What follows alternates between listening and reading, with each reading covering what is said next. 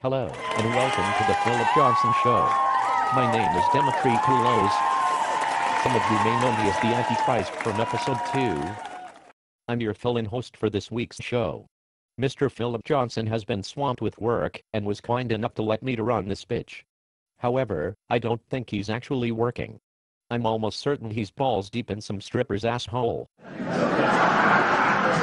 This is great, being that this isn't my show and I could give two fucks about ratings. I can say, or do anything I want. Or for example, look at this buster in the front row. Yes, you in the queer ass, skin tight, and hardy shirt. Is that your girlfriend next to you? Wow, she's hot. I sure would like to take her in the back room and do the deed with her, as you're hog-tied, crying, and in the corner of the room with my dirty ass sock in your mouth.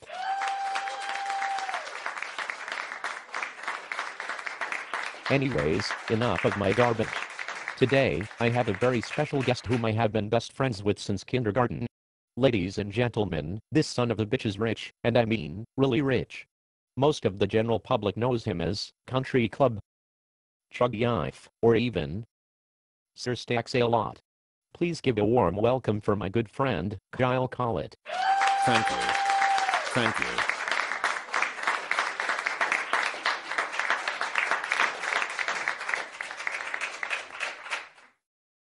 Who in their right fucking mind let you run the show?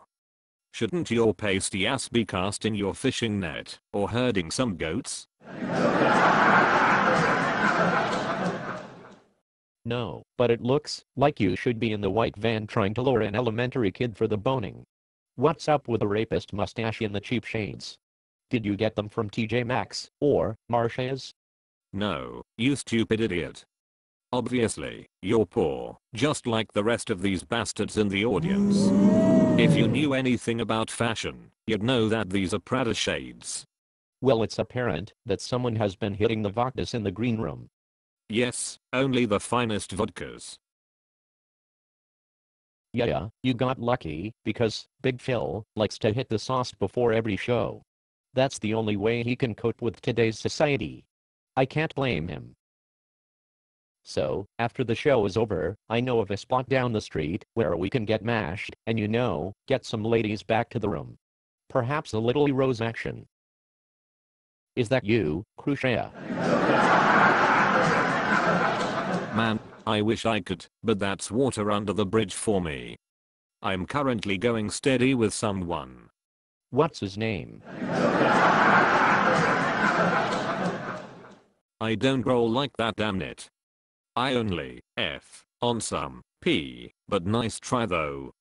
Actually, her name is Chloe. We've been dating for a few months now. All is well. You'll have to meet her next time you visit. Sounds like a plan. I'm just glad to hear that her name isn't Tammy.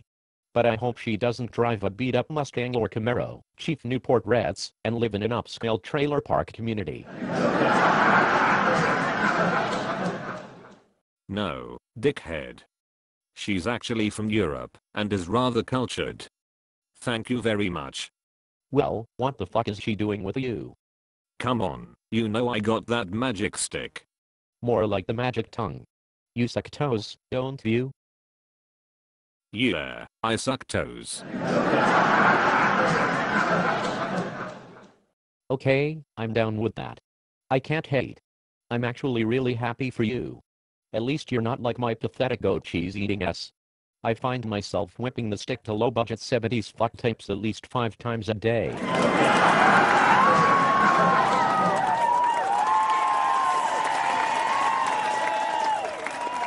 Geeked up on Adderall, right?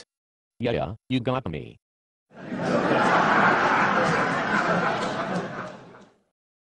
Anyways, what's really good with you, player? How's the relatively new life in Florida?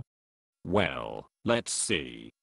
I live in West Palm with all the old retirement fucks and white trash, cavalier driving, rednecks. That being said, I have virtually no friends. So, on my days off I like to go to the card room and hustle these old retards for all their Skrilla. That's how I was able to afford these shades. By day, I'm a businessman. By night I'm a scumbag, vodka drinking, gambling, no good son of a bitch. Nice, I like what I'm hearing. That kind of character only comes from the hardest streets of North Lake. Correct. So, when are you going to come visit me, before I get fed up with my yife and pull a chewers? Shit, man. I don't know if we're allowed to hang out together after the last time I visited. You brought me to one of the lowest points of my life.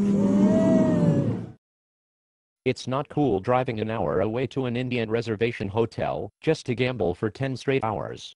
Adding injury to insult, we didn't win a fucking dollar and had to drive home at 7 in the morning, delirious as fuck, with only enough money between the two of us to get one breakfast value meal from Chick-fil-A. You know, most people were going to work or school, and we were driving home, laughing because we got took. Yes, laughing because we lost all our pieces. It sure was fun though, and it doesn't matter how much Skrilla we lose. Do you want to know why? Why? Because we're rich. No, you're rich, the richest, and I'm broke as hell. I'm just trying to get my stacks up like you. But, it was fun pissing my money away. I'll be down to visit once I'm done with school this December. This time we are going to walk out of that joint with some fat pockets. I'm sure we'll be driving home at 7 in the morning and very hungry from working so hard to load up the suitcases full of Skrilla in your car. You think Bone serves breakfast? Only for rich people. Speaking of school, you're finally graduating this semester after 8 years, right? Technically, it'll have been 8.5 years, but at this point, who's really counting? Well, congratulations in advance. I'll definitely be in town to see a day that nobody ever thought would happen.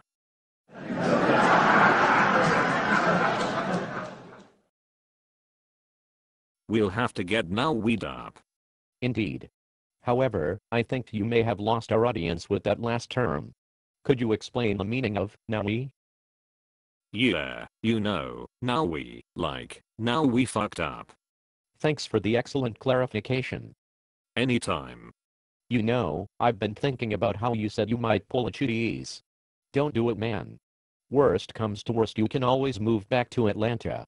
I know SIGA will welcome you back with open arms. I'm sure you can run the express line cash register with the lotto machine. And have to work with that half retard, Steve. Fuck that. Oh my god. You're going to rot in hell for that. Whoops, sorry about that queef. It slipped out.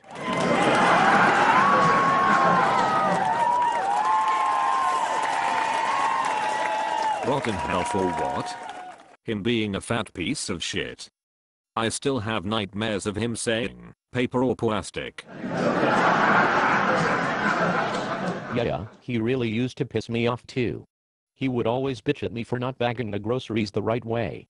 I always had the biggest urge just to push his fat ass over and watch him lay there like a beached whale. Rotten. Do me a favor. If you ever see his fat ass at the MARTA bus stop, would you mind throwing your Coke from the junior varsity at him?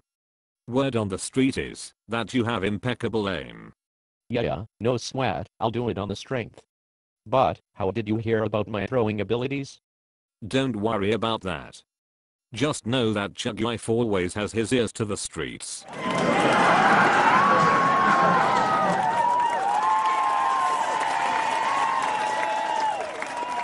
Well damn. It looks like we are out of time for this week. I'd like to thank our guest, Kyle, Country Club, Chug Life, Sir Stacks a lot, Collett. And as always, remember to do it in the butt. Rubberless. Good night, jabronis.